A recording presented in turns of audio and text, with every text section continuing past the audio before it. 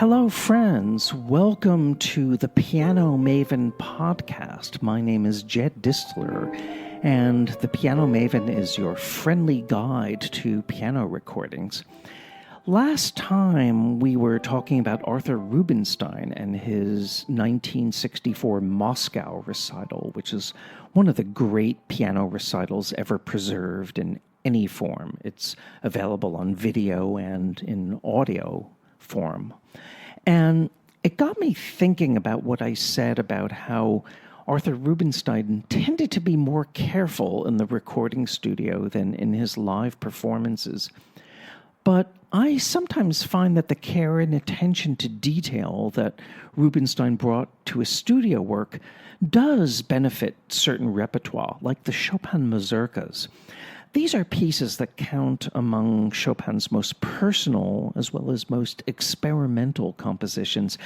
They run the gamut from earthy elementalism to folk-like simplicity to exquisite harmonic refinement and contrapuntal rigor.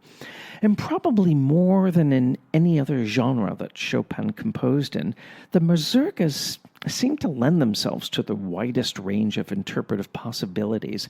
You have, for example, Ignaz Friedman's epic and larger-than-life approach to the Mazurkas. But then you have the total opposite of that from very poetic and intimate Mazurka players like Marilla Jonas. Did I pronounce her name right? Marilla Jonas. Somebody who's going to correct me. Also, Guillermo Novaes is a very intimate Mazurka player in that sense. See, I pronounced her name correctly because I used to speak Portuguese, even though I completely forgot how to speak Portuguese. Now, when Arthur Rubinstein was asked by the HMV label to record all of the Chopin Mazurkas in the late 1930s, at first he wasn't quite sure he wanted to do the project. But once he started reading through the pieces, many of which were not in his repertoire, he eventually acquiesced, and probably because many of these mazurkas were fresh to Rubinstein, were brand new, he plays them with great abandon and rhythmic elan, and sometimes he can be a little cavalier here and there over details, but the sense of spontaneity and exuberance always comes through in these late 1930s mazurka recordings. But then Arthur Rubinstein re-recorded the mazurkas in the early 1950s, and here the piano is more closely mic'd, and the sound lacks some of the roundness of the HMV recordings, which were made in the Abbey Road studio. But the interpretations retain much of the, athleticism of the 78 RPM versions, yet with a little more attention to detail and a little bit more discipline this time. However, when Rubinstein remade, or I guess we say remade the mazurkas for a third time in the mid-1960s in stereo, when he remade these, his approach had become more deliberate, I guess one could say more Germanic, I don't know. But the thoughtfulness that he brings to these later stereo performances are also more precise and thought out in terms of ornamentation, and there's a lot more care in how phrases take shape and move from one to another. But the underlying mazurka rhythm is almost always present, if not quite so robust and extroverted as in the earlier 78 and mono LP cycles. I would say, I guess, that the second Rubinstein cycle, the 1950s mono recordings, maybe they split the difference between the 30s exuberance and the 60s thoughtfulness.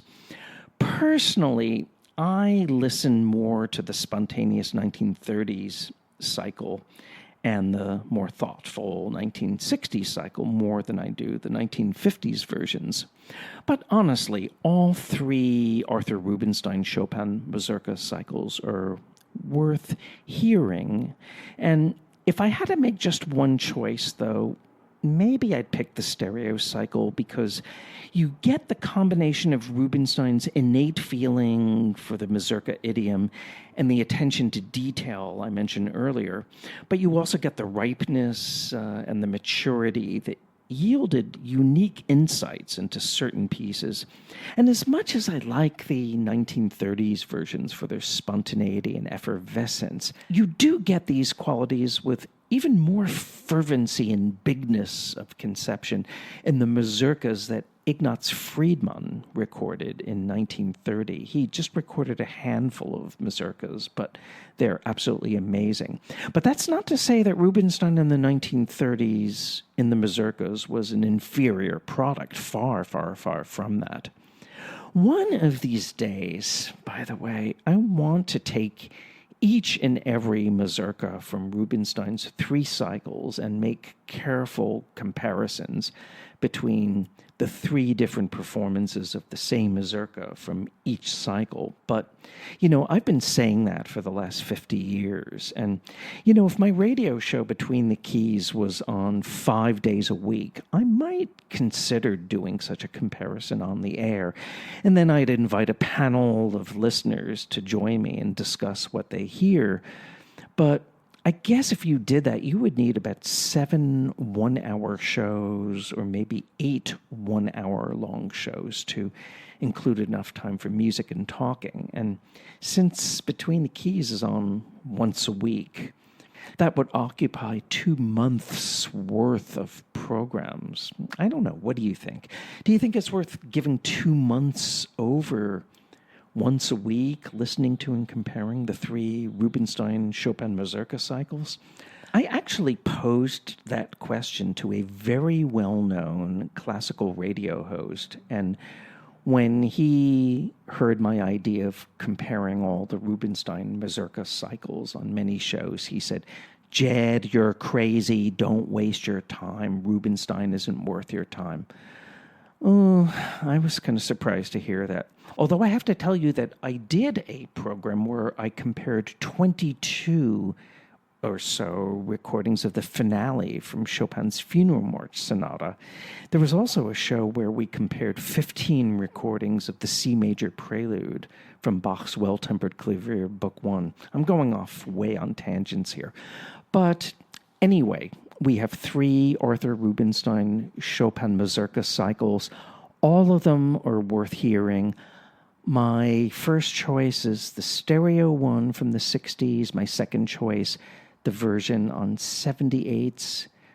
Or maybe that's my third choice, and my second choice is the mono LP version from the mid-50s.